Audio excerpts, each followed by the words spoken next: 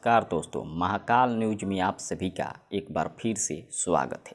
दोस्तों, आप लोगों ने एक नाम सुना होगा, सलीम सुलेमान का। जी हाँ, एक बहुत बड़े बॉलीवुड सिंगर है और बहुत बड़े म्यूजिक डायरेक्टर भी है और बहुत बड़े राइटर भी है। और ये केवल हिंदी गाना गाते हैं, भोजपुरी गाना नहीं गाते हैं, केवल हिंदी गाना गाते हैं। और इन्हीं के साथ में अपना ग्लोबल स्टार खेसारी लाल यादव जी का गाना आने वाला है। जी हाँ, म्यूजिक इनका रहेगा और गाएंगे खेसारी लाल यादव, जो कि आप लोग देख सकते हैं। एक तस्वीर वायरल हुआ है जिसमें सलीम सुलेमान जी के साथ में खेसारी लाल यादव जी दिखाई दे रहे हैं।